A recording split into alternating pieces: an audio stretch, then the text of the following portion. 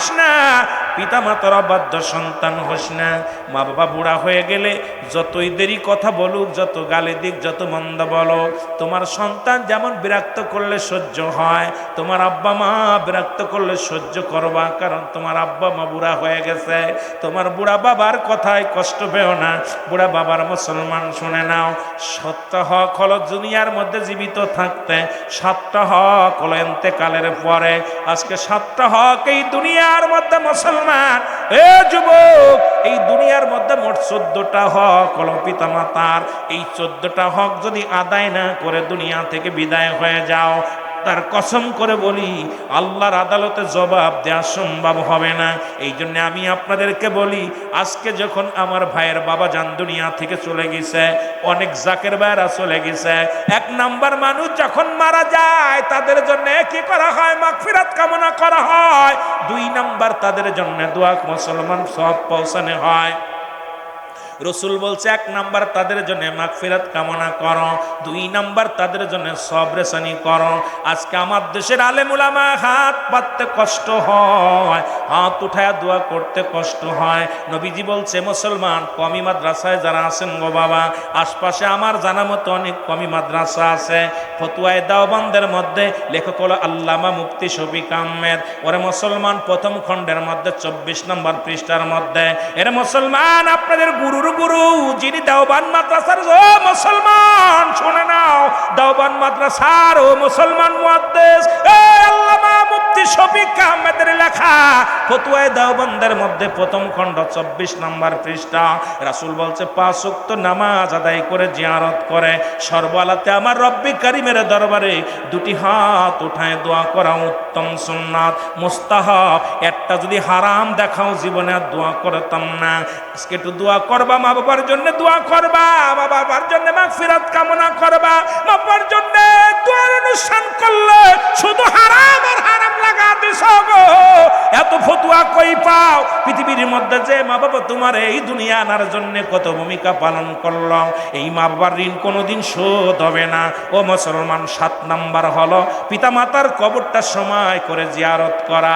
নাও শুনে নাও, তাদের আত্মীয় স্বজনের সঙ্গে ভালো ব্যবহার করা, মা বাবার ঋণ পরিশোধ করা, মা বাবার মুসলমান শুনে নাও মা বাবার ওসিয়াত পূরণ করা। এই রকম মুসলমান শোনো, দুনিয়ায় একটা হলো নসিয়াত, একটা হলো ওসিয়াত। ও যুবক, মৃত্যু সজ্জায় যাওয়ার সময় তোমার আব্বা মা যে ওসিয়াত গুলো করে গেছে এটা অবশ্যই পালন করতে হবে। আর নসিয়াত বাবা জীবন দশায় সুস্থ অবস্থায় একটা জিনিস কইল, এটা যদি নাও করো গুনাহ হবে না। তবে ওসিয়াত আর নসিয়াত মুসলমান শুনে নাও, এই ওসিয়াত করে গেল বাবা, এই ওসিয়াত গুলো আমাদের পালন করতে হবে। জোরে জোরে চিল্লায় বলা যাবে না আল্লাহু আকবার। এ মুসলমান, হাসান বসরির জামানায় একটা কথা মনে পড়ে গেল গো। হাসান বসরির এক মুরিদ। ও যুবক, আমি শরিয়াত তরিকাতের কথা বলবো, আস্তে আস্তে আলোচনার দিকে যাও। ওনার মুরিদ একজন মহিলা মুরিদ, অত্যন্ত ভালোবাসে হাসান বসরিকে, অনেক মায়া করে। হুজুরের হুকুম ছাড়া চলে না, হুকুম সেরকমের মধ্যে থাকে সদা সর্বদা। অনেক মা বোনেরা আছেন। হাসান বসরি এই মহিলার, এই মুরিদের মুসলমান জাকির বোনের, ওনার একটা কলিজার টুকরা সন্তান, ছেলে সন্তান জন্মের পরে বাবা মারা যায়। মা জননী অনেক কষ্ট করিয়া মুরিদ মুসলমান তারে লালন পালন করে, কিন্তু সন্তান বড় হইয়া মাদক সেবনকারী হয়ে গেল। পৃথিবীর মধ্যে বড় মাদক সেবনকারী হয়ে গেল, মস্তান হয়ে গেল। প্রতিদিন ডাকতে বলে বাবা চল আমার পীর হাসান বসরির কদমের মধ্যে চল। ছেলে বলে না মা যাব না।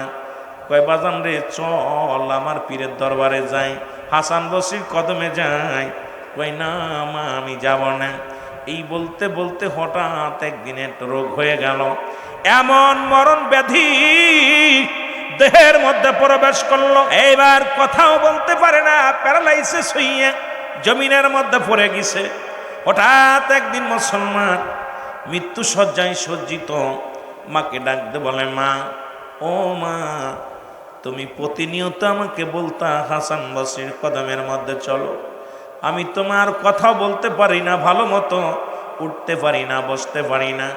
মা গো, যদি হাসান বসরির কদমের মধ্যে আমার নিয়ে যেতে, তাহলে আমি তওবা করতাম। তওবাকারী আল্লাহ ভালোবাসে। মা বলছো আমারে আল্লাহ যেন মাফ করে দেয়। উনি বললেন বাবা তোকে নিয়ে কেমনে যাব, দূরত্ব পথ, হেঁটে যেতে হবে, কোনো রাস্তা নাই, এক পায়ে রাস্তার মধ্যে গাড়ি চলে না, তোমাকে আমি কেমনে নিয়ে যাব? বলে আমার পীরের দরবারে যাবো রে বাবা, দাঁড়া আমি যাই বলে আসি। পীরের দরবারে গেলেন, ডাকতে বলেন ও যুবক।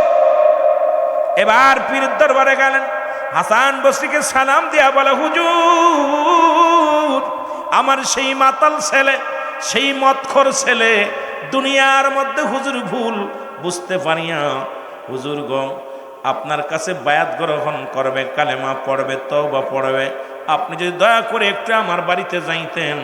হাসান বসরি গুসা হয়ে বলে মা আমি যেতে পারবো না, তোমার মাদক সেবনকারী সন্তান এই পৃথিবীর মধ্যে এই গুন্ডা সন্তানের জন্যে আমি যেতে পারবো না, তুমি ফিরে যাও। এবার মা জননী দুঃখিনী মা কাঁদতে কাঁদতে ফিরে আসলো।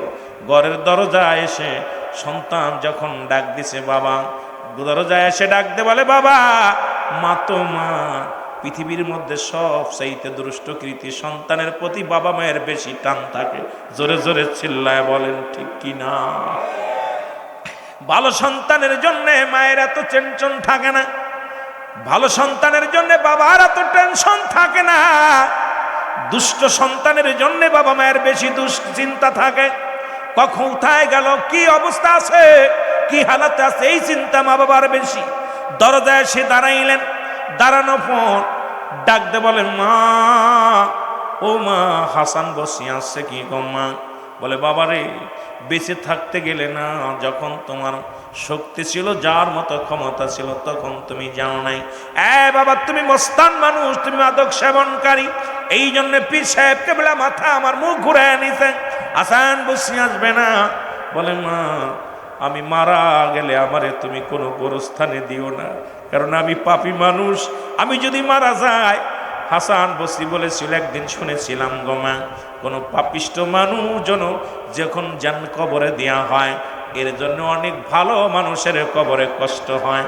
সুতরাং মা গো এই পৃথিবীর মধ্যে তুমি আমারে কোনো গোরস্থানে দিবা না, শোবা না। মা গো আমি যেদিন মারা যাব রে মা, আপনি আমার লাশ কানা পৃথিবীর বুকে রাস্তার মধ্যে ফেলে রাখবেন। পৃথিবীর পশু পাখিতে খাইয়া কুকুর শিলে আমার লাশটা খেয়ে ফেলবে, কারণ আমার লাশটা তো জানাজা হবে না, আমার লাশের কোনো দোয়া হবে না। আমার লাশটা রাস্তার মধ্যে তোমার আসল দিয়ে টানিয়া টানিয়া রাস্তার মধ্যে আমার দেহ ওখানে ফেলে রাখবা। এই কথা বলতে বলতে ও মুসলমান যুবক মারা গেলেন। ও মুসলমান শোনো, উনি দুনিয়া থেকে বিদায় হয়ে গেলেন। দুঃখিনী মা দরজায় দাঁড়ায়া দাঁড়ায়া কান্দার বলে আল্লাহ, স্বামী দুনিয়া থেকে বিদায় হয়ে গেল, একমাত্র সন্তানকে লালন পালন করলাম, তাকে তুমি দিনের বুঝ দিতে পারলাম না, হেদায়েতের মালা পরাইতে পারলাম না, আজকে বিনা হেদায়েতে দুনিয়া থেকে বিদায় হয়ে গেল। রব্বে কারীম আমি হাসান বসরির কদমে যাইয়া নালিশ দিলাম গো। হাসান বসরি নালিশ নিছে, কিন্তু আমার সন্তানের জন্য দোয়া করার জন্য আসে নাই। ও আমার আল্লাহ, এখন সন্তান মরণের আগে বলছে তার হাতের মধ্যে মাগো তোমার আসল বেঁধে রাস্তার মধ্যে ফেলে রাখবো আমাকে। এখন আমি দুঃখিনী মা কি করবো গো আমার আল্লাহ, তুমি বলে দাও আমার সন্তানকে আমি রাস্তায় ফেলে রাখবো নাকি কাফন দাফন করাইবো? কে জানাজা পড়বে, কে দোয়া করবে? কারণ আমার সন্তান তো মাদক সেবন করতো, দুনিয়ার মধ্যে ইসলাম মানে নাই। সুতরাং এমন সন্তানকে আমি এখন কি করব? মা জননী দুঃখিনী, মা বসে বসে কাঁদতেছে। এমন সময় হাসান বসরি জোহরের নামাজের সময় হয়ে গেছে না মুসলমান। উনি নামাজ শেষ করিয়া যায় নামাজের উপরে ডান হাত খানা মাথার উপরে দেখে শুয়ে পড়ছে। এমন সময় এলহামের মাধ্যমে শুনতে পায়, হাসান রে তাড়াতাড়ি যাও, দেরি করো না। ওরে দুঃখিনী মা, যখন ওই দুঃখিনী মা তোমার কদমে আসতেছিল, ওই সন্তান যখন অনুশোচনা হইয়া ওই মৃত্যু সরে যাইয়া যখন তার মাকে ডাকতে বলছে তোমার কদমে আসার জন্যে, তখনই তো সন্তান অনুতপ্ত হয়েছে, আমি রব্বি কারিমের দরবারে তওবা করেছে, আমি আল্লাহ তওবা কবুল করে নিছি, ওই সন্তানের গুনাহ আমি আল্লাহ মাফ করে দিছি। হাসান তুমি যাও, তাড়াতাড়ি যাও, ওই সন্তানকে গোসল করাও, জানাজা পড়াও, দাফন করাও, কারণ দুঃখিনী মা ওই সন্তানের পক্ষে ছিল। সন্তানের পক্ষে থাকার কারণে আমি রব্বি কারিম সন্তানের গুনাহগুলো মাফ করে দিছি। জোরে বলেন মারহাবা। ওরে আমি যদি যাই গো মারা, আমি যদি বিদেশের মাটিতে, লাশটায় আমার পৌঁছাই দিও মায়ের কোলেতে, ওরে লাশটায় আমার পৌঁছাই দিও, আরো জোরে বলেন লাশটায় আমার পৌঁছাই দিও। জন্মের পরে যে কোলেতে রাখছে আমার মা,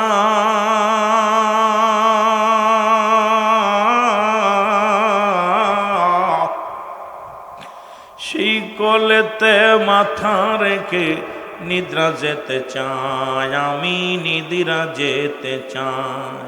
আমার মায়ের দোয়া থাকলে সাথে, আমার মায়ের দোয়া থাকলে সাথে শান্তি পাবো কবরে, লাশটায় আমার পৌঁছাই দিও মায়েরই কোলেতে, ওরে লাশটায় আমার, ওরে লাশটায় আমার পৌঁছাই দিও মায়েরই। ওরে আমি যদি যাই গো মারা, আমি যদি বিদেশের মাটিতে, লাশটায় আমার পৌঁছাই দিও মায়েরই কোলেতে, ওরে লাশটায় আমার পৌঁছাই দিও। এই জগতে মায়ের মতো নাই কেউ আপন,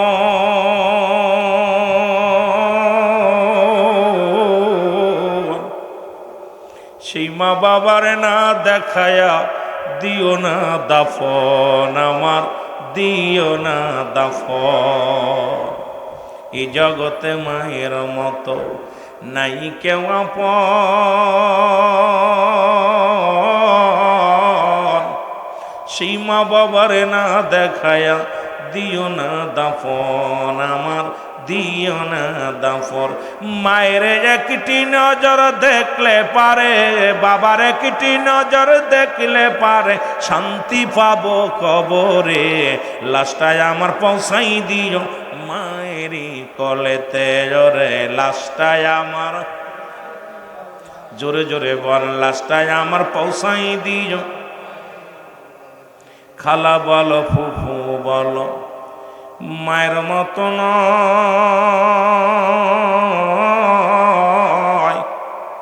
ওরে ফুফু বলো খালা বলো মায়ের মতো নয়।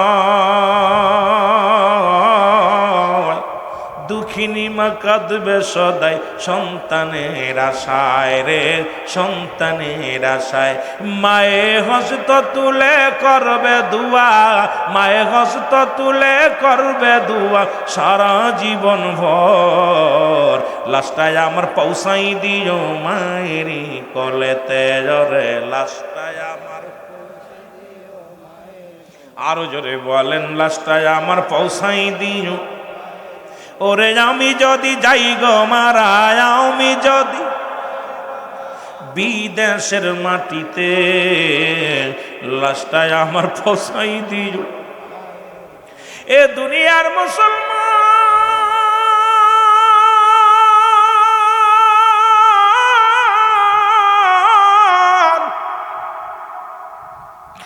এই পৃথিবীর মধ্যে মা বাবার মধ্যে এত বড় নিয়ামত আর কেউ হয় না রে।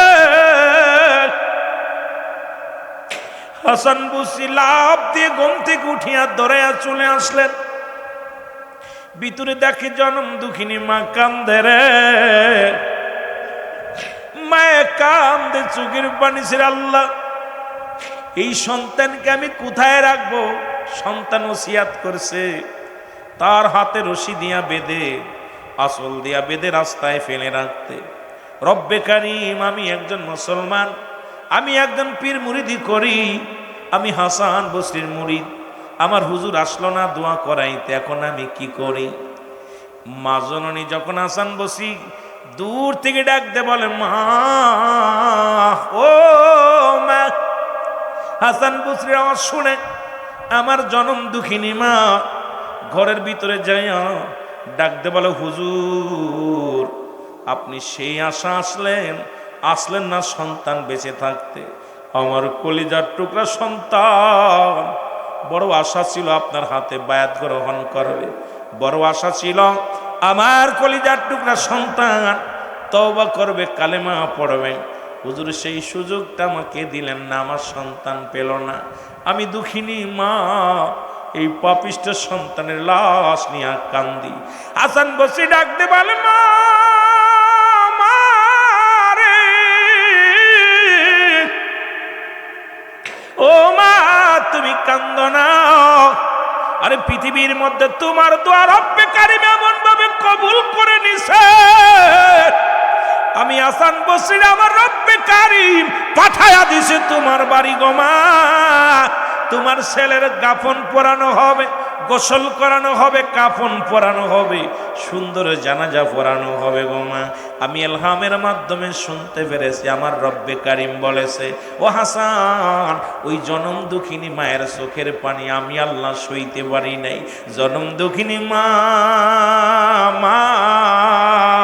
যখন অস্ত তুলে দুই হাত উঠাইয়া চোখের পানি ছাড়িয়া আমি রব্বে কারিমের দরবার আল্লাহ বলে ডাক দিছে, আমি আল্লাহ সইতে পারি নাই রে হাসান, আর তুমি দুনিয়ার জিন্দেগিতে তুমি মানুষ হয়ে কেমনে সহ্য করলা?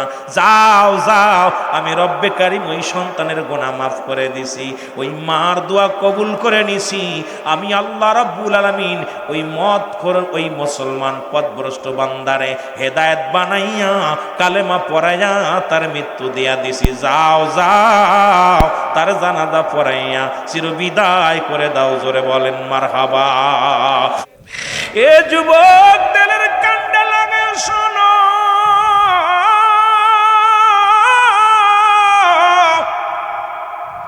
জামানার মহাকামেল আখরি মুজাদ্দিদ আমার মুর্শিদ কিবলার একটা কথা মনে পড়ে গেল। আমি শরিয়াত তরিকত হাকিকত দিয়ে আলোচনা করব, ধীরে ধীরে আলোচনা আগাইব, দিলের কান্ডা লাগা শুনতে হবে। যদিও আপনাদের বেশি সময় দিতে পারবো না।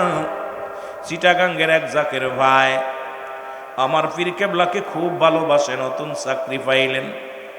চাকরি পাইয়া মানত করলেন, আল্লাহ প্রথম মাসের বেতন দিয়া আমি আমার পীরের জন্য আমি ফল কিনে নিয়ে যাব।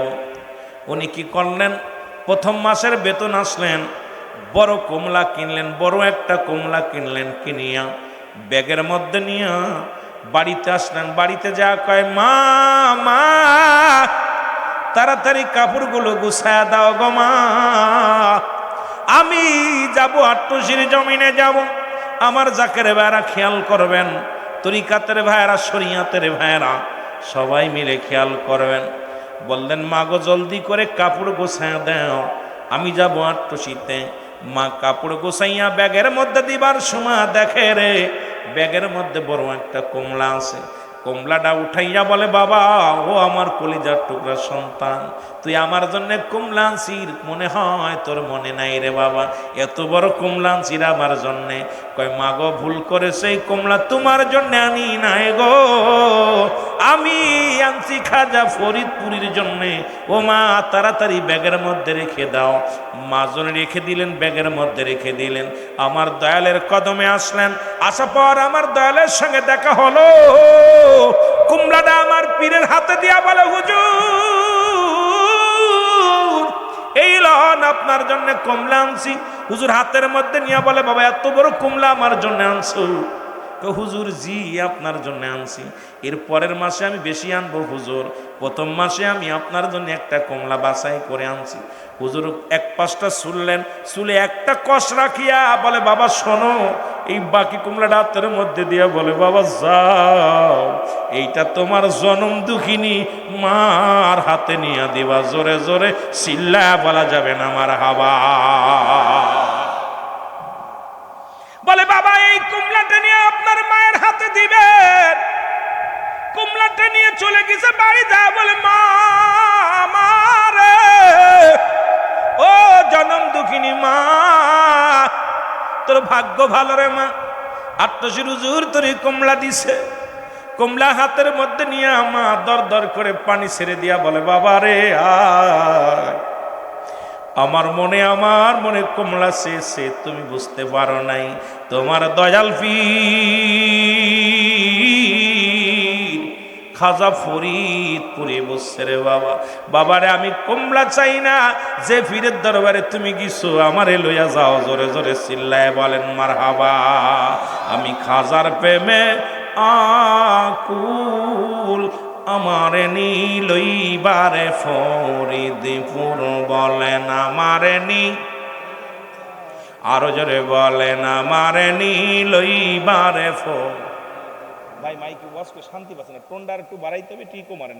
আমি খাজার প্রেমে আকুল, বলেন খাজার প্রেমে আকুল, আমারে লইবারে ফরিদপুর বলেন আমারে এর ফরিদপুরে যাইব আমি, ফরিদপুরে যাইব আমি, বলো ভাই রে কত দূর, আমারে লইবারে ফরিদপুর বলেন আমারে ওরে শুনছি বাবা গোলাপেরি ফুল,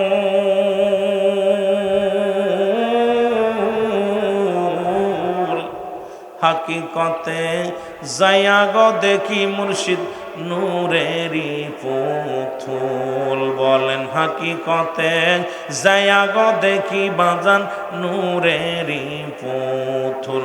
ওরে খাজার দেলে দেল মিশাইলে, বাবার দেলে দিল মিশাইলে, কলবেতে আসে নূর, আরে কলবেতে আসে নূর, আমারে লইবারে ফরিদপুর বলেন খাজার প্রেমে আকুল, আমি বাবার প্রেমে আমারে লইবারে ফরিদপুর বলেন আমারে এ দুনিয়ার মুসলমান,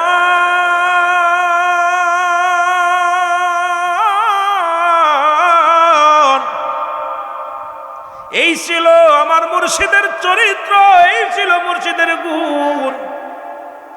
আমার বাবা জান পিতা মাতার প্রতি কত গুরুত্ব দিত গো। ও দুনিয়ার যুবক বন্ধুরা শোনো, আজকে যারা সেখানে নিয়ে সমালোচনা করো, সেই মুর্শিদকে নিয়ে সমালোচনা করো, বড্ড কষ্ট হয়, বড় কষ্ট হয়। হুজুর বলতেন বাবা মুরিদ হইতে আসছেন, আপনার আব্বা মা জিন্দা আসেনি? যদি বলতো হ্যাঁ, বাবা আপনার পিতামাতার খেদমত করবেন, পিতামাতার হুকুম নিয়ে আসবেন বাবা। সুতরাং এই চরিত্র কার ভিতরে আছে রে? কে বা কার জন্য কান্দে? এই দুনিয়ার মধ্যে এমন দয়াল দরদি বান্ধব আর হবে না। জোরে জোরে চিল্লা বলা যাবে না, ঠিক কিনা? এ দুনিয়ার মুসলমান শুনে নাও, রাসূল বলছে তোমাদের পিতামাতা যখন বুড়া হয়ে যাবে গো, রাসূল বলছে তোমাদের পিতা মাতা যখন বুড়া হয়ে যাবে, তোমরা মনে করবা তোমার আরেকটা বালক, আর একটা ছেলে। বুড়া মানুষ যেমন বিরক্ত করে, ছোট মানুষ যেমন বিরক্ত করে, এর চাইতে দ্বিগুণ বিরক্ত করে বুড়া মানুষগুলো। যখন বাবা মা বয়স্ক হয়ে যাবে, এই বাবা মার দিকে একটু শব্দ করো না রে যুবক আমার, বন্ধুরা আমার, ও আমার বন্ধুরা আমার, শুই না লগো। পিতা মাতার নাফরমানি সন্তান পেতিমের মাল ভক্ষণকারী। ও মুসলমান, হিংসুটে মানুষের এই 3 শ্রেণী মানুষের দোয়া কবুল হয় না। আজকে আমার সমাজে আমার যুবক বন্ধুরা শুনে নাও গো, আমার যুবকরা শুনে নাও, জান্নাতে যদি যেতে চাও মা বাবার দোয়া ব্যতীত যা সম্ভব হবে না। জোরে বলেন ঠিক কিনা, আরো জোরে বলো ঠিক কিনা। এ আমার ভাইরা, আমার বন্ধুরা, আমার রাসূলের সাহাবী, একজন সাহাবী, তার নাম হলো হযরত আলকামা রাদিয়াল্লাহু তাআলা। জোরে চিল্লায় বলেন আল্লাহু আকবার। ইনি ছিলেন রাসূলুল্লাহর সাহাবী, আমার নবীজির সাহাবী। বড় সাহাবী, ছোট সাহাবী নয়, বড় সাহাবী। এই সাহাবী মৃত্যু শয্যায় সজ্জিত, মরণ যন্ত্রণায় ছটফট করে। আর মরণ যন্ত্রণা কত কঠিন আল্লামা মুফতি আমজাদ আলী সাহেব তার কিতাবের মধ্যে বয়ান করেন। মুসলমান রাইটার হলো আল্লামা মুফতি আমজাদ আলী সাহেব, কিতাবের নাম বারে শরিয়া। এই কিতাবের মধ্যে লিখতে যা বললেন, দুনিয়ার মানুষ শোনো, ওরে মানুষ যখন মারা যায় রে, 70টা তাজা উটের গায়ের চামড়া জবাই না করিয়া উল্টো দিকে টান দিয়া লবণ আর মরিচ লাগায় দিলে যতটুকু যন্ত্রণা হয়, এর চাইতে 70 গুণ যন্ত্রণা হলে একটা সাধারণ মৃত্যু। এখন আমরা যারা মরণকালে পায়খানা করে দিই রে, আমরা যারা মরণকালে প্রসাব করে দিই, আমরা যারা মরণের সময় জিহ্বা বাইর হয়ে যায়, আমাদের যাদের মরণের সময় মুসলমানের টঙ্গ পড়ে যায়। আমি আজকে আসরের পরে জানাজা পড়ে আসলাম মাগুরা জেলার নওশের ভাই, অনেক পুরনো মানুষ ছিল, আমার বাবার গোলাম। গত রাত্রেও কল্পনা করেছে, ছেলেদেরকে বলেছে রুহুল আমিনরে দিয়া জানাজা পড়াইবি। আমি তো ভাবতেও পারি না এই বাড়িতে যাব মাহফিল করিয়া। ওরে মুসলমান, কালেমা পড়তে পড়তে ছেলেদেরকে ডাকতে বলছে, আমার ছেলেরা রে, আমি রেখে গেলাম জামানার মহাকামেল খাজা ফরিদ কদমে তোদের রেখে দিলাম। যতদিন পর্যন্ত বেঁচে থাকবি দয়ালের কদম টাকরে ধরবি, জাকের ভাইদের মায়া করবি, জাকের ভাইদের ভালোবাসবি। কথা বলতে বলতে চিরবিদায় হয়ে গেছে। জোরে বল আল্লাহু আকবার। এ আমার ভাইরা, আমার বন্ধুরা, আমার 3টা বিপদ মানুষের নাম্বার 1 হলো মানুষের মরণ।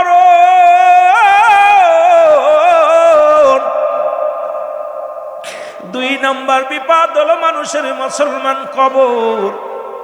আজকে এই কথাগুলো কেন বলতেছি, যদিও মিশনের মাহফিল, মিশনের কথা বলবো, একটু আস্তে আস্তে আমরা আলোচনায় যাই। আজকে আমিনউদ্দিন চেয়ারম্যান নাই, রুহুল আমিন ভাই নাই, এরকম কত মানুষ দুনিয়া থেকে বিদায় হয়ে গেছে, আর কোনোদিন আসবে না। এরে মুসলমান শুনে নাও, এইরকম আমার আপনার কোন দিন যেন কাপড়ের কাপড় পরা দিবে রে। ও মুসলমান, আমি বলতেছিলাম 3টা বিপদ। নাম্বার 1 হলো মানুষের মরণ, নাম্বার 2 হলো কবর, নাম্বার 3 হলো কিয়ামতের ময়দান। একটার পর একটা বিপদ। এই মরণ কার কার আছে একটু হাত দুখানা তুলে দেখা, জোরে জোরে চিল্লায় বলা যাবেন আল্লাহু আকবার। রহমতের নবী রাহমাতুল লিল আলামিনের প্রিয় সাহাবীর কথা বলতেছিলাম গো, নাম হলো হযরত আলকামা। জোরে জোরে চিল্লায় বলেন না মারহাবা। আর একটু জোরে। এই আলকামা রাদিয়াল্লাহু তাআলা মৃত্যু শয্যায় সজ্জিত। মরণ তার হয় না, মরণ হয় না, ওরে মৃত্যু হয় না, মৃত্যু যন্ত্রণায় ছটফট করে রে। রাসূলুল্লাহর কাছে খবর আসলো, নবী গো, মায়ের নবী, আল্লাহর নবী, আপনার প্রিয় সাহাবী মৃত্যু শয্যায় সজ্জিত, মৃত্যু হয় না। আরে পায়ের ফেরেশতা এসে পাকে ডাক দে, বলে পারে সারা দুনিয়া ঘুরলাম, তোমার চলা বন্ধ, আজ থেকে আর পা নাড়াইতে পারবা না। হাতের ফেরেশতা এসে ডাক দে, বলে হাত, এই হাত তুমি আর নাড়াইতে পারবা না গো। এই হাত আর তুমি চালাইতে পারবা না। জবান বলবে, মুখ বলবে, মুখের ফেরেশতা ডাকতে বলবে, মুখ দিয়ে কত কথা বলতা, আজ থেকে জবান বন্ধ। সারা পৃথিবী ঘুরলাম, তুমি একটা কথা বলতে পারবা না। পানির ফেরেশতা এসে বলবে, বান্দারে তোমার ছাতি ফেটে যায় পিপাসায়, একটু পানি দেওয়ার মতো কোথাও পানি পাইলাম না। এই আসমান জমিনের মধ্যে সারা পৃথিবী আমি ঘুরলাম, একটু পানি পাইলাম না, তোমারে পানি দেব কেমনে? খাবারের ফেরেশতা আসিয়া বলবে, ও বান্দা, এই জমিনটা ঘুরে আসলাম, একটু খাবার তোমার জন্য পাইলাম না। এরে মুসলমান, সবাই যেদিন বিদায় হয়ে যাবে রে,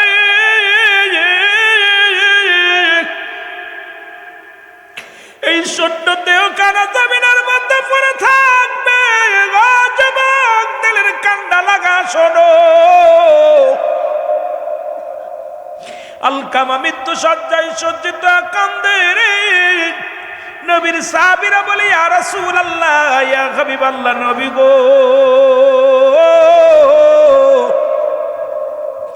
আপনার প্রিয় সাহাবী মৃত্যু সজ্জায় সজ্জিত, কিন্তু মরণও হয় না, মৃত্যু যন্ত্রণাও লাঘব হয় না। নবী গো, আল্লাহর নবী ডাকতে বলেন, সাহাবীরা যাও, তাড়াতাড়ি যাও। নবীজি বলছে, কোন মানুষ যখন মৃত্যু সজ্জায় সজ্জিত হয়, এই মানুষগুলোর পাশে দুনিয়াবি কোনো কথা বলবা না। এর দুনিয়া মুসলমান, আমার দেখা মতে আমার বাড়ির পাশে একজন ব্যক্তি মারা গেল, 10,000 টাকা বালিশের মধ্যে এইরকম একটা সেলাই করা। আমি বাড়িতে গেছি, তখন সবে মাত্র কামেলের ছাত্র, কামেল ফার্স্ট ইয়ারের ছাত্র।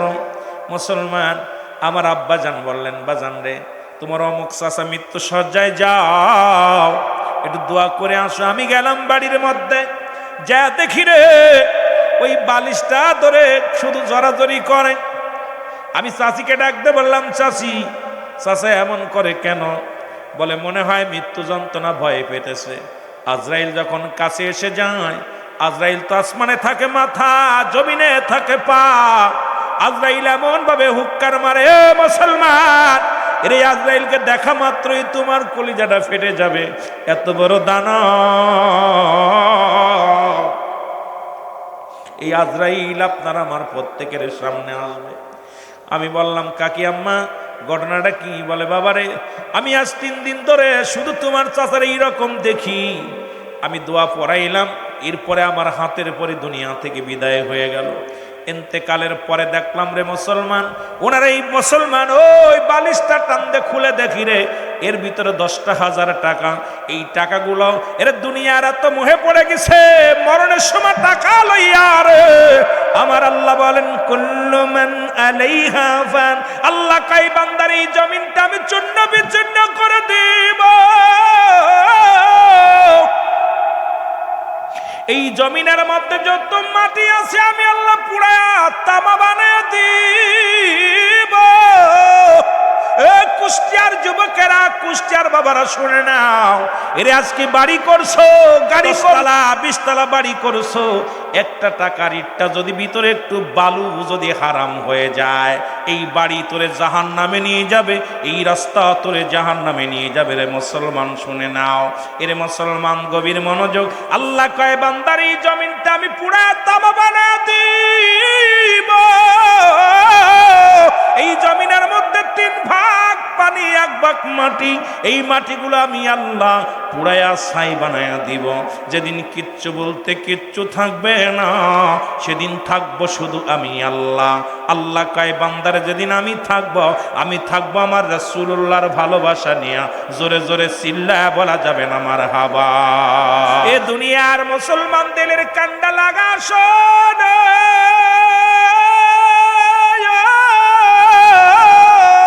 নবী কয়, হায়াত খায়রুল লাকুম, আমার নবী কয়, উম্মতিরা রে, আমি নবী দুনিয়ার মধ্যে আগমন করলাম আমার উম্মতের কল্যাণের জন্য।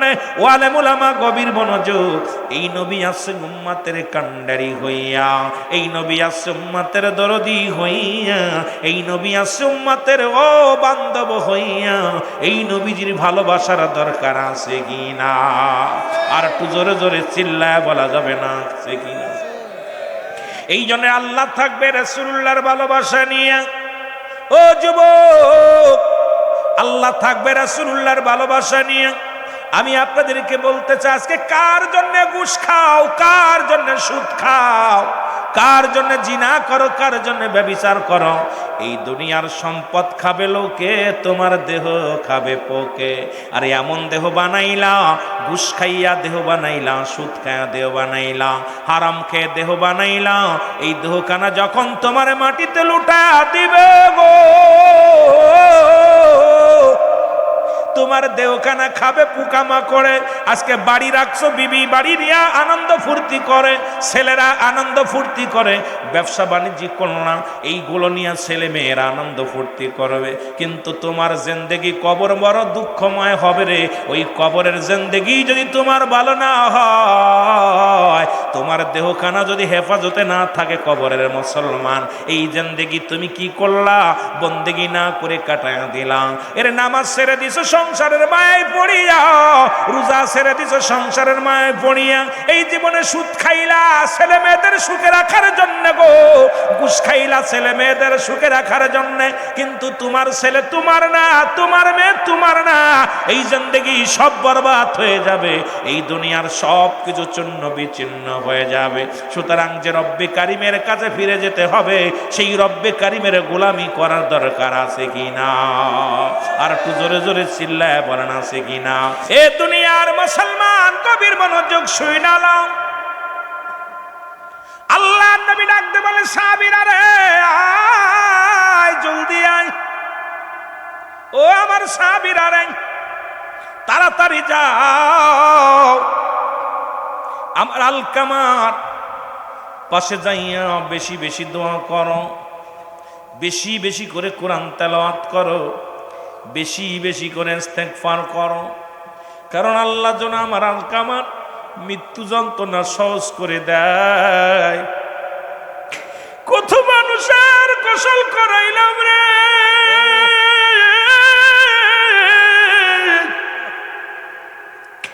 কত মানুষের দাপন করাইলাম, কত মানুষের কাপন পরাইলাম।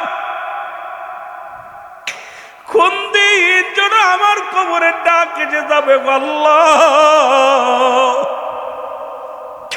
ওই সার্বিয়ারি পালকি দেখলে বড্ড ভয় হয় রে। রাস্তা দিয়ে যখন গাড়িতে চলাচল তো করি, কত রাস্তার পাশে সার্বিয়ারি সুন্দর সুন্দর গাড়ি বানায় রাখছে। ওই গাড়ির যাত্রী কখন হয়ে যায়। ও জাকের ভাইরা, কোন দিন যেন স্বর্ণের রোলা মিনার নাই, কোন দিন যেন জাহাঙ্গীর ভাই নাই, কোন দিন যেন শরীউল নাই, কোন দিন যেন ও যুবক খানজালা নাই, কোন দিন যেন ও মুসলমান আরিফ ভাই নাই। ওই সার্বিয়ারি বালকি সবার বাড়ির সামনে এসে যাবে রে। কেঁদে কেঁদে ঠেকানো সম্ভব হবে না। ছেলে কাঁদবে, মেয়ে কাঁদবে, জাকির ভাইরা কান্দে, কেঁদে কেঁদে বিদায় করে দিবে আল্লাহ। যখনই তাকায় দেখি ওই মসজিদের সার্বিয়ারি পালকি। ও যুবক, কত টাকাওয়ালা, কত বাড়িওয়ালা, কত সম্পদশালী, কত এমপি মন্ত্রীরাও চলে গেল। আজকে সংসারের জন্য কত মন্ত্রী কত কিছুরই করল, সত্যরে মিথ্যা বানাইল, মুসলমান হকটারে না হক বানাইল। ও মুসলমান, আমরা আলেমরাও কত না ক্ষমতার জন্য, এই চেয়ারের জন্য কত সত্যরে মিথ্যা বানাইলাম। এর মুসলমান, বর্তমান তো জামানায় বদলে গেছে। এখন মুসলমান ইমানের চাইতে ভোটের দাম বেশি হয়ে গেছে। এই ভোটের জন্য কতই না রং বাহানা শুরু করেছি। আমাদের কি একবার মরণের কথা মনে পড়ে না? একবার কি চিন্তা হয় না ওই সার্বিয়ারি পালকি আমার আপনার দরজায় আসবে? যখন আসবে রে, কেউ ঠেকায় রাখতে পারবে না। ছেলে মেয়ে কেঁদে কেঁদে বুক বসাবে রে।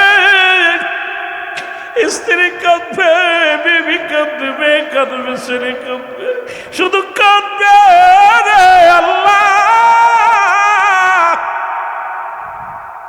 এই দুনিয়ার মোহে যেন না পড়ি। রাসূল বলছে বালহা খেলাফ, এই দুনিয়াটা পচা দুর্গন্ধময়ী। মানুষের চরিত্র হলো কুকুরের চরিত্র। কুকুর যেমন দুনিয়ার মধ্যে মরি পাইলে খুশি হয়, সে জামানার মানুষগুলো সম্পদের জন্য সব কিছু করবে। এবছর দেখতে পাইলাম মুসলমান, বড্ড কষ্ট লাগছে অন্তরের ভিতরে। আমরা আলেমরাও হইয়া ক্ষমতার জন্য যে সমস্ত কথাবার্তা শুরু করে দিছি বাবা, যে সমস্ত কথাবার্তা আলোচনার ময়দানে বলা শুরু করেছি, একবার কি তোমার চিন্তা হয় না ওই চেয়ার আমারে বাঁচায় রাখতে পারবে না? একটা এমপি হয়ে হবে কি, একটা মন্ত্রী হয়ে হবে কি, যদি আল্লাহর আদালতে আমার জবাব দিতে হয় রে, আল্লাহর আদালতে যাইয়া যদি আমি ধরা পড়ে যাই রে, কিসের টাকা, কিসের সম্পদ, কিসের বাড়ি, কিসের বাহাদুরি, সব কিছু চূর্ণ বিচ্ছিন্ন হয়ে যাবে। আমি থাকবো না, আপনি থাকবেন না, এই চিন্তা যার মাথার মধ্যে নাই তার মতো বুকার জগতের মধ্যে কেউ নাই। জোরে জোরে বলেন ঠিক কিনা? আর একটু জোরে জোরে চিল্লায় বলো আল্লাহু আকবার। এ দুনিয়ার মুসলমান,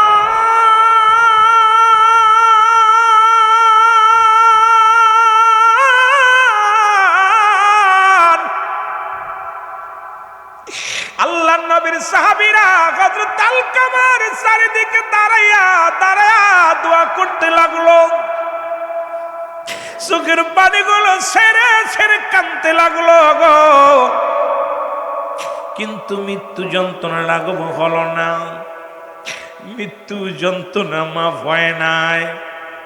সাহাবীরা এক দুনিয়া আসলেন নবীর কাছে, নবী গো,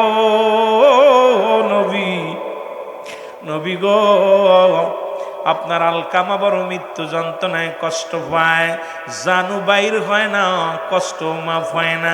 নবী গো, আলকামার কষ্ট দেখে আমরা সহ্য করতে পারি না। আল্লাহ নবী দুটি হাত উঠায় দোয়া করে, রব্বে কারীম, আমার আলকামারে তুমি মাফ করে দাও, তুমি মাফ করে দাও। আমার আল্লাহ ডাক দে কয়, জিবরিল তাড়াতাড়ি যা, আমার আলকামার আজকে আমার হাবিবের হাতটা নামাইতে বলো। আরে আমার রসুল আজকে হাত উঠাইছে, আমি লজ্জা পাই রে। এই দুনিয়ার মধ্যে আমার নবীর প্রার্থনা আমি কবুল করতে পারবো না। আরে আমার নবীর দোয়া যদি কবুল না হয় কোথায় যাব রে? যুবক নবী কয়, বলতেছিলাম ওয়াফাতি খায়রুল লাকুম, নবী কয় হায়াতি খায়রুল লাকুম, ও মামায়াতি খায়রুল লাকুম। নবী কয় উম্মতিরা রে, এই দুনিয়ার মধ্য থেকে বিদায় নিলাম আমি উম্মতের জন্য, এই দুনিয়ার মধ্যে আগমন করলাম আমি উম্মতের জন্য। ও দরদি বন্ধু রে,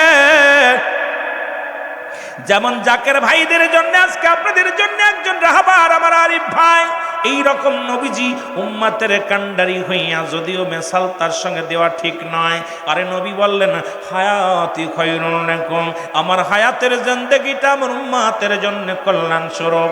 এই পৃথিবীর মধ্যে আমার উম্মতিরা যদি কোনো মুসলমান শুনে নাও, ও আমার উম্মতিরা শোনো, আমি নবী তোমাদের সঙ্গে চলাফেরা করেছি, আমি নবী তোমাদের সঙ্গে কথাবার্তা বলেছি, আমি নবী তোমাদের মতো সংসার ধর্ম করেছি।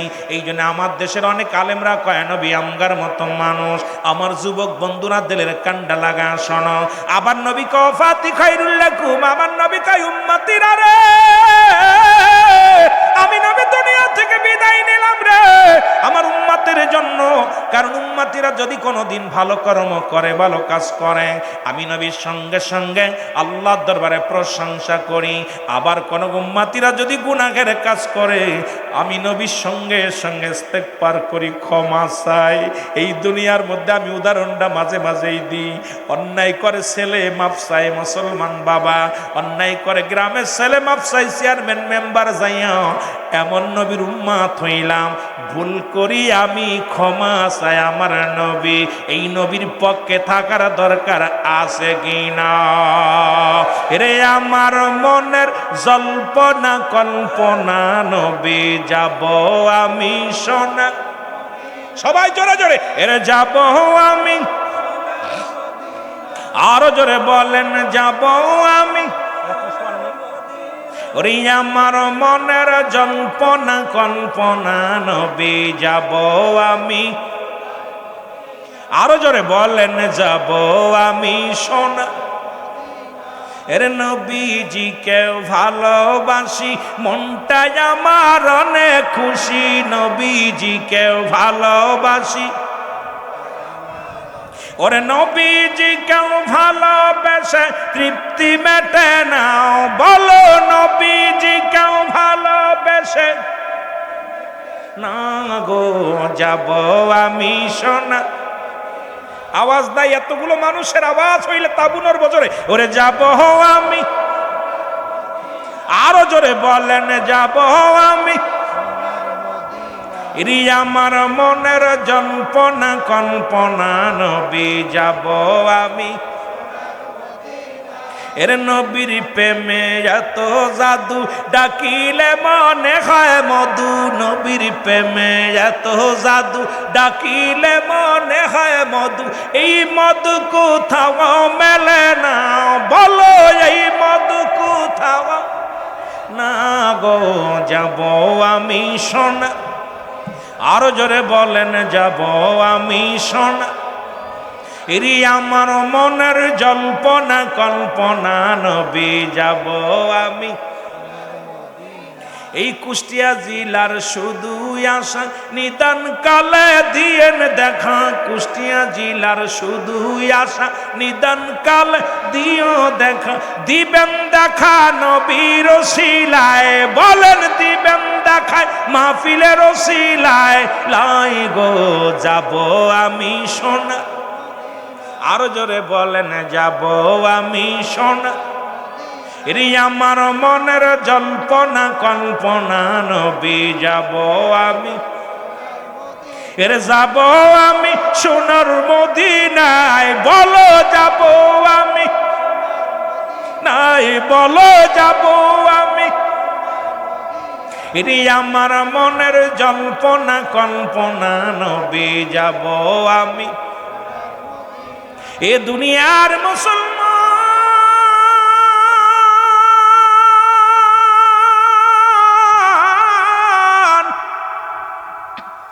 রাহমাতুল লিল আলামিন সঙ্গে সঙ্গে হাতটা নামায়া ফেলছে রে। বলি ইয়া রাসূলুল্লাহ, ইয়া হাবিবাল্লাহ, নবী গো, আজকে আপনি যার জন্য উক্লাতি করেন, যার জন্য দোয়া করেন, নবী গো, ওই ব্যক্তির মা দুনিয়ার মধ্যে জিন্দা। আজকে দেখলাম আরিফ ভাইয়ের মা, আজ থেকে কয়েক বছর আগে দেখে গেছিলাম রে বাবা। সেই মানুষটা এখনো স্বামী ছাড়া সন্তানদের নিয়ে আসে। কথাগুলো না বললে নয় রে বাবা, শুনে নাও। এ আমার যুবক বন্ধুরা, আমার রসুল সঙ্গে সঙ্গে হাতটা নামায়া দিছে। এবার আমার নবীজি দৌড়ায়া চলে গেছে মুসলমান আলকামার বাড়িতে। সালাম দা, সালাম আলাইকুম মা জননী গো। ওয়ালাইকুম আসসালাম। আওয়াজ আসে ওয়ালাইকুম আসসালাম। কে? বলে মা গো, আমি মুহাম্মদ, উম্মতের কান্ডারি, রাহমাতাল লিল আলামিন। এবার ভিতরে থেকে আওয়াজ আসে আমার নবী মুহাম্মদুর রাসূলুল্লাহ সাল্লাল্লাহু আলাইহি ওয়াসাল্লাম, আপনি আমার ঘরে আসছেন গো। মা গো, আগে বলো আমার আলকামা কি অপরাধ করেছে? ডাকতে বলে নবী গো, খোদার কসম করে বলে আমার আলকামা জীবনে এক ওয়াক্ত নামাজ ছাড়ে নাই, জীবনে একটা রোজা ছাড়ে নাই। আমার আলকামা, ও যুবক বন্ধুরা শুনে নাও, আমার আলকামা জীবনে কোনোদিন অন্যায় করে নাই।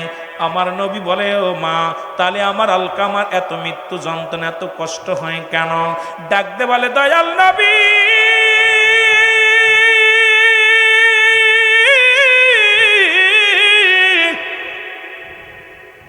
আপনার আমার আলকামারে সারা জীবন আমার গুরুত্ব দিত না, বৌমার গুরুত্ব দিত। আজকে আমার যুবক বাবারা, আজকে বউ পাইয়া মা বাবারে কষ্ট দাও।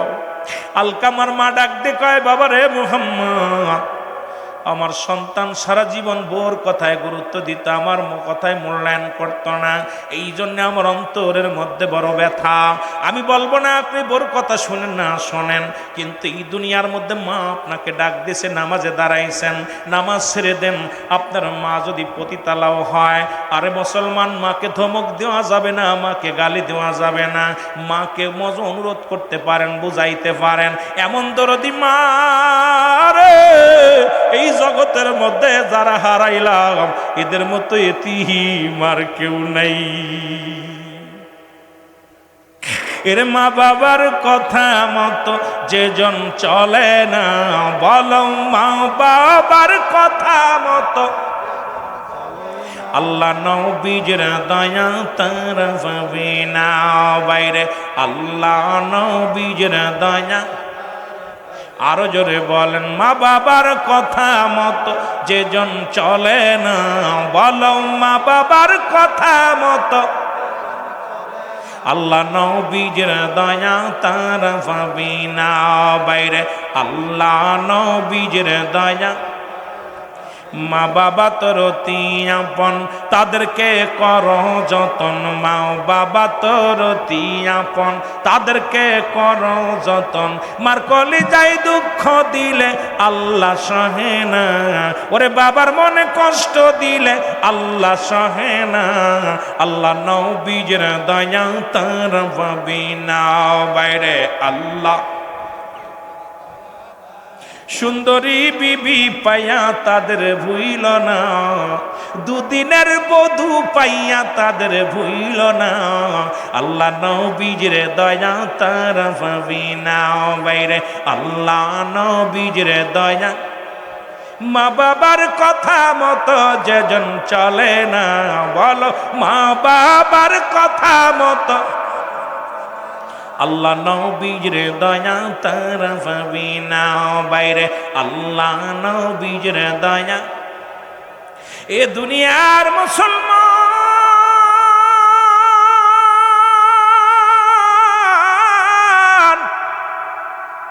নবীজি বলে, মা গো আমার সাহাবীরে আপনি মাফ করে দেন। মা বলেন, আরে বাবা না, আমার বুকের ভিতরে যে বেদনা, যে কষ্ট আমি পাইলাম রে বাবা, কোনদিন আমি তারে মাফ করতে পারবো না। রাসূল বলে, সাহাবীরা আয় আয় আয় আয়, আর দেরি করিস না, আগুন নিয়ে আয়, খড়ি নিয়ে আয়, খড়ি জানি আগুন জ্বালাইয়া সীতা বানাইয়া আলকামার দেহখানা পুরাইয়া দাও, কারণ আমার আলকামা মৃত্যুর পরে জাহান্নামী। মা সন্তুষ্ট নাই, এর মা সন্তানের প্রতি রাজি নাই রে, জাহান্নামী হয়ে যাবে, আগুনের মধ্যে দিয়ে পুরাইয়া দাও। খড়িয়া নিয়া সীতা বানানো হলো। দেহখানা যখন, বডিখানা যখন আগুনের দিকে নিয়ে যায়, মা জননী একটা চিৎকার মেরে বলে, নবী মুহাম্মদ রে, আমি দুঃখিনী মা রে, আমি মায়ের সামনে দিয়া আমার কলিজার টুকরার গায়ের মধ্যে আগুন লাগাস না, আমি আমার কলিজার টুকরা পুরানো দেখতে পারবো না। জীবনে যত ভুল করেছিল আমার কলিজার টুকরার সন্তান, আমি মা হইয়া আমার সন্তানের মাফ করে দিলাম। সঙ্গে সঙ্গে আলকামার জবান দিয়ে কালেমা বাইর হয়ে গেছে, লা ইলাহা ইল্লাল্লাহু মুহাম্মাদুর রাসূলুল্লাহ সাল্লাল্লাহু আলাইহি ওয়াসাল্লাম। এ মুসলমান, গভীর মনোযোগ। আল্লাহ বলেন, আলা সাবধান, ইন্না নিশ্চয়, নামাজের গালা নাই, হজের গালা নাই, যাকাতের গালা নাই। আল্লাহ বলেন, আলা সূরা ইউনূস 11 নম্বর পারা 62 নম্বর আয়াত। আপনাদের দেশে এক বক্তা বলছে কোরআনের মধ্যে কোনো পীর নাই, কোরআন তুলে ধুনলাম, কোথাও কোনো পীর পাইলাম না। কেমনে পাবি বাবা, তুই তো বড় বড় ডিগ্রি নিয়ে ইউনিভার্সিটিতে পড়ছস, কারণ কোরআন কোনো ফার্সি ভাষা আসে নাই।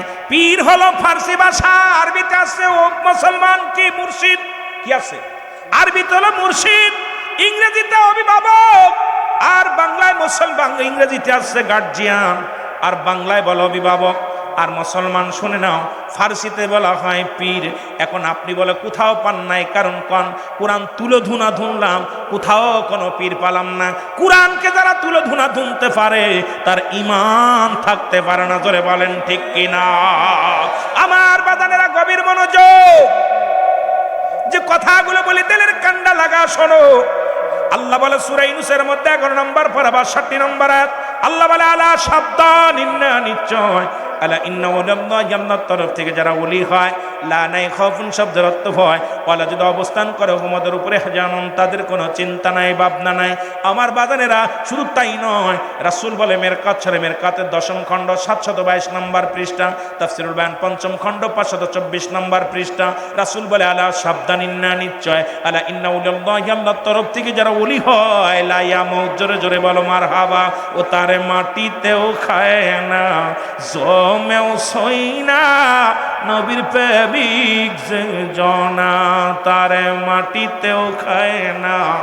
হাদিসের ঘোষণা, কামেল পীর মরে না, কানার দাল হাদিস কুরআন পড়ে না। কামেল পীর যোজনে মরণ নাই সংসারে, দেখো না হাদিস কুরআন পড়িয়া, তারে মাটিতেও খায় না, জমেও সই না, নবীর প্রেমিক যে জনা, তারে মাটিতে। হুজুর বলেন বাবা, পৃথিবীর মধ্যে আমি আমার দাদারে হারাইছি, এতিম হই নাই। আমি আমার দাদিরে হারাইছি, এতিম হই নাই। আমি আমার মারে হারাইলাম, এতিম হই নাই। আমার বাবারে হারাইলাম, আমি এতিম হই নাই। যেদিন আমার আপন মুর্শিদ আমার ছেড়ে বিদায় হয়ে গেছে রে,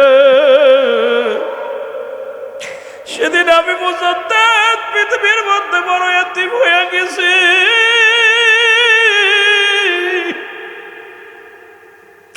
এই পৃথিবীর মধ্যে আমি বড় এতিম হয়ে গেছি। আমার জাকের ভাইরা অল্প সময় দুই একটা কথা বলবো। আমার বাবারা, ও মুসলমান শুনে নাও, শুনে নাও। কেবলা জান হুজুর বলে, আমি আমার পীরের দরবারে 10টা বছর গোলামি করলাম, 10 বছর বয়সে 40টা বছর সাধনা করলাম। 10 বছর বয়স যখন, তখন আমার মা মারা যায়। হঠাৎ আমার পীর, তোমার দাদু পীর খাজা ইউনূস আলী সাহেব, মুসলমান শুনে নাও, অট্টশির হুজুরের নামের অনেকে জানেন না, খাজা বাবা বলি। আমার বাবার নাম হাশমাতুল্লাহ ফরিদপুরি, খাজা মাওলানা হাশমাতুল্লাহ ফরিদপুরি। আমার বাবার নাম মুসলমান খাজা আলিমউদ্দিন খান সাহেব। মুসলমান শুনে নাও, শুনে নাও। আমার পীরের নাম হলো খাজা ইউনূস আলী সাহেব, জোরে বলেন না মারহাবা। এরে বাবা শোনো, আমার পীর আমাদের বাড়ি আসলেন জমিদার সাহেব, কেন আমরা জমিদার গোষ্ঠী। তৎকালীন জামানায় আমরা প্রভাবশালী এলাকার মধ্যে। এসে আমার কয় ভাইকে নিয়ে বসে আছে হুজুর। আমি দূর থেকে আসলাম, আসার পর এক নজর আমার পীরের দিকে তাকাইলাম। তাকানোর পর আমি বড্ড পাগল হয়ে গেলাম। এ কি দেখলাম, আমি যেন পাগল হয়ে গেছি। জীবনে এমন মানুষ আমার নজরে পড়ে নাই। আমাকে হুজুর ডাকলেন, তোমার দাদু পীরে ডাকলেন, ডেকে হাত বোলায়া দিলেন মাথার উপরে। বোলায়া দেওয়া পর আমার আব্বাজানকে ডাক দে, বলে বাবা আপনার এই সন্তানটাকে আমাকে দিয়া দেন, আমি নিয়ে যাব। আমার আব্বাজান বললেন ও যাইতে চাই কিনা। আমার জিগাইলো, বাবা আপনি কি আপনার পীর সাহেব কেবলা, আমার পীর সাহেব কেবলার লগে যাবেন? উনি বললেন বাবা আমি যাব। আমিও চলে গেলাম। যখন 10টা বছর, এই 10 বছর বয়সে আমার পীরের কদমে গেলাম। আমার বাবারা, আমার 10 বছর বয়সে পীরের কদমে গেলাম। মনে করলাম দুনিয়ার মধ্যে মা নাই। আরে মা, সৎ মা আমার আসবে, ভালো খাইতে দিবে না। পীরে যখন এত আদর করে নিতেছে, ভালো মন্দ খাইতে দিবে, ভালো আদর করাবে। আমাকে এনে বকরি চড়ানোর দায়িত্ব দিলেন, বকরি চড়াইলাম।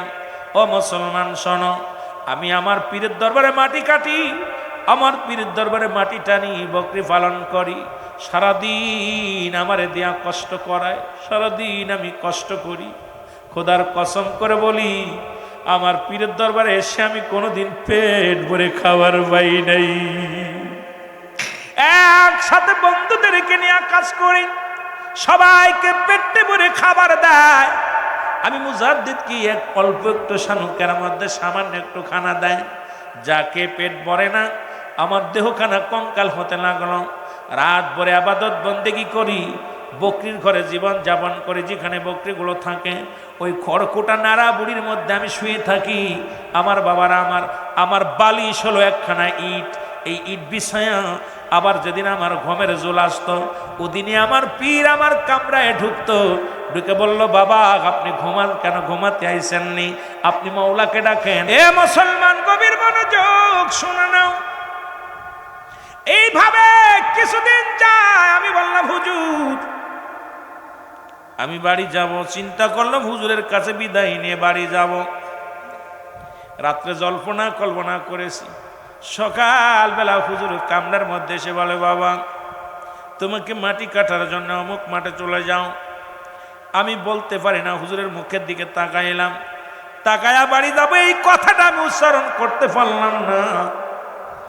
কাটতে গেলাম, কিন্তু সেই মনে করলাম একটু খানা ভালো পাবো, কিন্তু সবাই রে পেট ভরে খাবার দিল, আমারে সামান্য একটু খাবার দিল, যা খেয়ে পেট ভরল না। এইরকম সাধনার মধ্যে থাকি। হঠাৎ একদিন পীর কেবলা যেন আমাকে বললেন, বাবা তোমাকে কেন আমি রাখবো না, বাবা তোমাকে আমি পাঠিয়ে দিব। কোথায়? ফরিদপুরের জমিনে। মুসলমান শুনে নাও, এই ফরিদপুর সদরপুরের জমিনে আমার দয়াল রে পাঠিয়ে দিলেন। আমি আসলাম, এসে দেখি রে আমার পীরের খাস হুকুম নিয়ে আমি আসলাম। এসে দেখি এখানে জুম্মার নামাজ হয় না, এখানে ঈদের নামাজ হয় না। জুম্মার নামাজের আজান দিলাম নিজেই, মুসল্লি হলো দুজন, ইমাম আমি নিজেই। ঈদের নামাজ হলো, ঈদের নামাজে মুসল্লি হলো দুজন, ইমাম হলাম আমি। এইরকম দিনে দিনে চিন্তা করলাম, কোথায় পাঠালো? এখানে কোনো মুসলমান নাই, এখানে মানুষগুলো মূর্তি পূজারি, এখানে মানুষগুলো পূজা নিয়ে ব্যস্ত, মাঠঘাট নিয়ে ব্যস্ত, সংসার ধর্ম নিয়ে ব্যস্ত। আমারে কোথায় পাঠালো? এরপরে আমি থাকলাম এখানে। থাকতে থাকতে কিছুদিন চলতে চলতে একটু মানুষের সমাগম হলো। এর মধ্যে কিছু মানুষ তরিকা গ্রহণ করলো। কয়েকটা বছর পার হয়ে গেল, হঠাৎ একদিন একটা টেলিগ্রাফ আসলো। এই টেলিগ্রাফটা আমার হাতে যখন আসলো, শুনলাম আমার দয়াল পীর আর জগতের মধ্যে নাই। যেদিন আমি এই টেলিগ্রাম পাইলাম, শুনলাম আমার দয়াল পীর খাজা ফরিদপুরে ডাকতে বলে, আমার খাজা পীর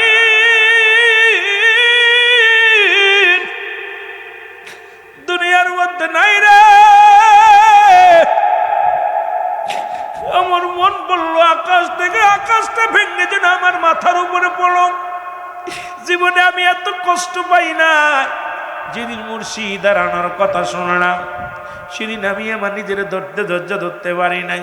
চিন্তা করলাম, মুর্শিদ যেহেতু নাই, আমি আর বেঁচে থেকে লাভ কি? আমিও দুনিয়া থেকে বিদায় নিব। খানা ছেড়ে দিলাম।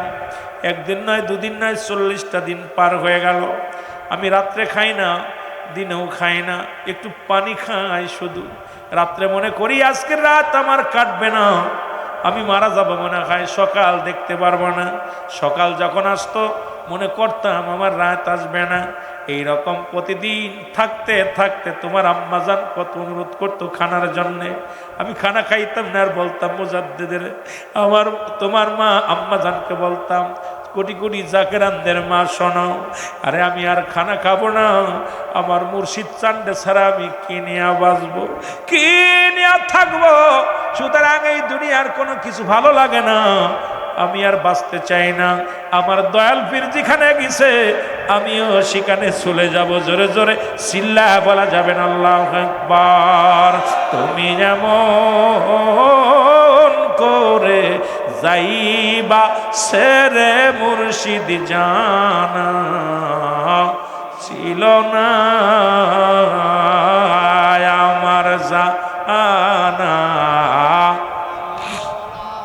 আরো জোরে বলেন তুমি এমন করে যাইবা সেরে বাবাজান জানা, ওই আমি দেখা গেলাম